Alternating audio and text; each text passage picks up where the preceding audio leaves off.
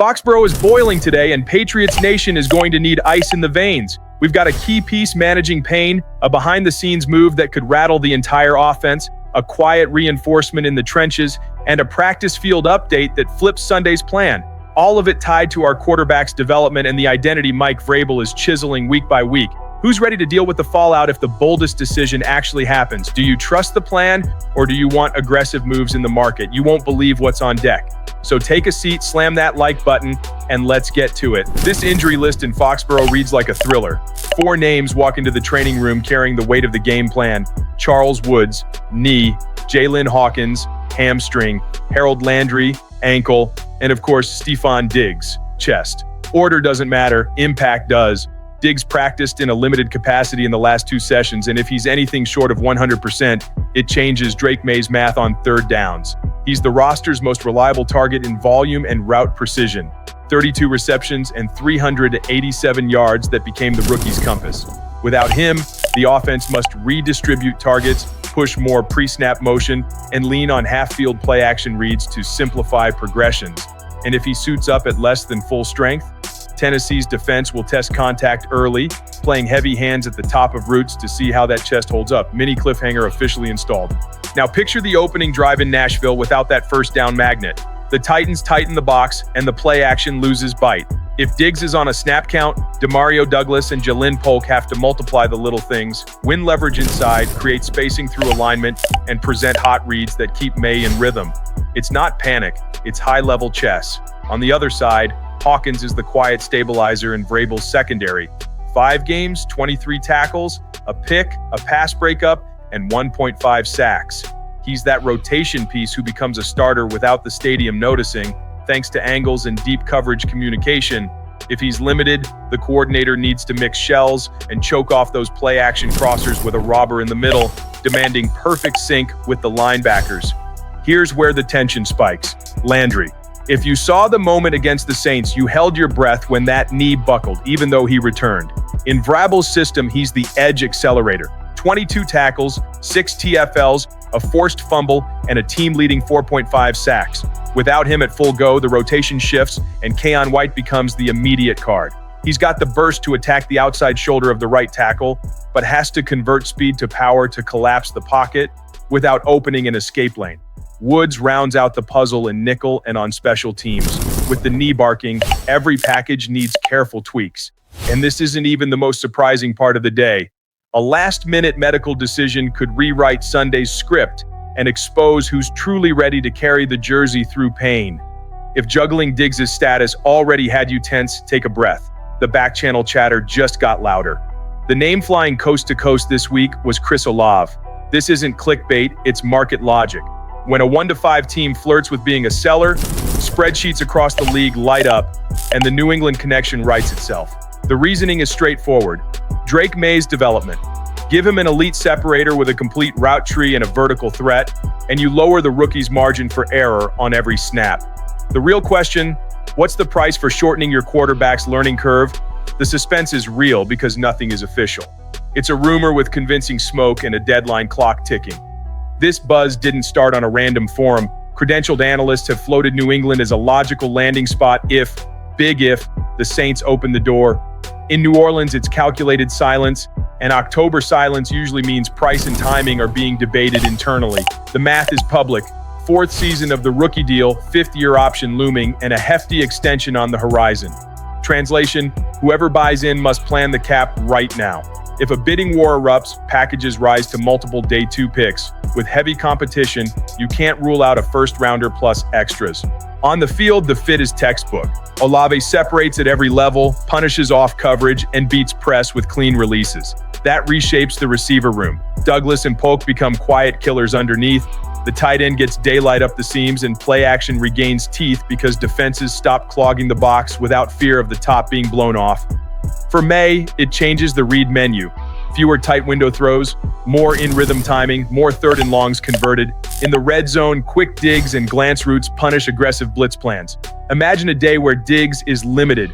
Just the respect for Olave's vertical threat evens the field. Are there risks? Always. Pay big without long-term alignment and you create sports debt. The counter-argument is cultural. Move now. Accelerate 2025, install a shared language, and send a locker room message that ambition is back. Fans are already split. Do you spend draft capital on a target who raises the offense's ceiling, or hold your ammo and address the position in the next class? Meanwhile, the trade window, November 4th, 4 p.m. Eastern Time, doesn't pause. If the Saints engage, Foxboro has to decide whether this is the time to hit the gas and live with the consequences. While the outside focus was all on the Olave buzz, inside Gillette the front office moved quietly, surgically, and strategically. It may look small on the surface, but in the trenches it matters. The Patriots signed defensive tackle Leonard Taylor III to the practice squad. Here's the point. Vrabel is fortifying the core of the defensive line with a young, explosive, moldable profile, the type that fits perfectly with New England's development DNA. Yes, Taylor spent time with the Jets, but the Miami tape tells the story. First step pop, gap reading, and heavy hands to split double teams. At 6'3", 305, he brings versatility, can play 3-tech and work stunts in sub-packages.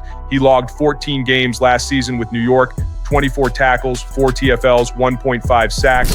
The box score is modest, but the per-snap punch stands out. Steady impact, even in heavy rotation. Why does this matter right now? Because the interior rotation lost consistency through recent injuries. Christian Barmore has been dominant, but he needs breathers. Davon Godchaux anchors the point, but a third penetrator with fresh legs has been missing.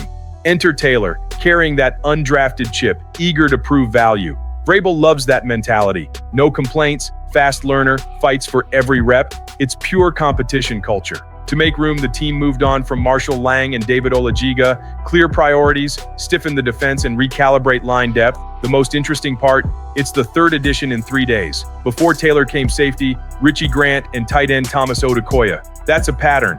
Vrabel tuning the roster's edges with multi-system rotational pieces. The immediate impact won't steal headlines, but it stacks up. Each subtle reinforcement sharpens practice, elevates the scout team, and prepares starters for the kind of physical game awaiting in Tennessee. Add the uncertainty around Landry and Hawkins, and the chessboard is obvious. Vrabel is insulating the front so Sunday doesn't depend on improvisation. And if the new guy flashes in practice, don't be shocked if he's wearing a game day jersey sooner than expected. Just when it felt like the room finally calmed down, the medical roller coaster took another dive. That unique blend of relief and anxiety that only Patriots fans understand, it's here. Between positives and setbacks, Vrabel's defense gained important reinforcements and lost a few pieces that sting. Anthony Jennings and Jalen Hawkins returned to practice after missing the Saints game, fueling hope for the trip to Nashville. Landry and Woods, however, remained out, leaving a classic coaching dilemma in the front seven. Hawkins is the guy you only notice when he's missing. Clean communication, sure tackling, surgical route recognition. He's the secondary's thermostat. When he sets the coverage, everything else flows. Being back on the field doesn't guarantee 100%, but it's a sign of progress and medical confidence. Jennings is a different story, a rotational piece turned anchor. His blend of strength and play recognition on the edge has been vital against the run. When he's right, the opponent's play action loses timing. His impact is underrated but brutal within the scheme. On the flip side, Harold Landry's absence is legitimately worrisome. The team's sack leader is more than a stat. He's the line's emotional engine. The image of that injury against the Saints is still fresh. The knee bends, the stadium goes quiet, and everyone holds their breath. He did return that day, but the follow-up diagnosis cooled optimism. With 4.5 sacks, 6 TFLs, and constant pocket presence, losing him changes the geometry of the rush. Keion White, the likely next man up, has the power but is still refining angles and consistency. Vrabel knows it, which is why the rotation should be tweaked. Expect more controlled linebacker pressure and pre-snap disguise to muddy the Titans' reads.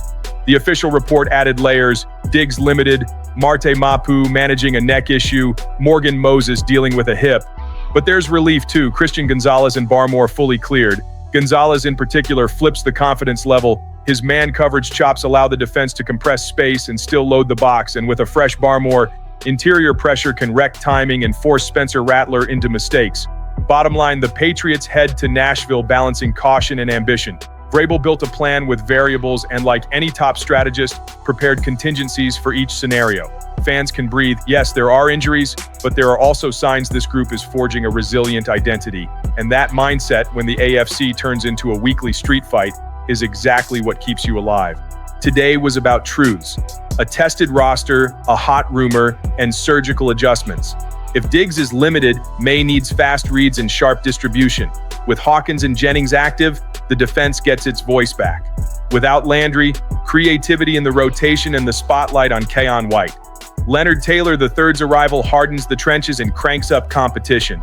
And Olave, he accelerates 2025 today and raises the offense's ceiling. Do you pay the price or protect draft capital? Drop your take, Patriots Nation. What move would you make right now? Smash the like button, subscribe, and share with that friend who never misses a game.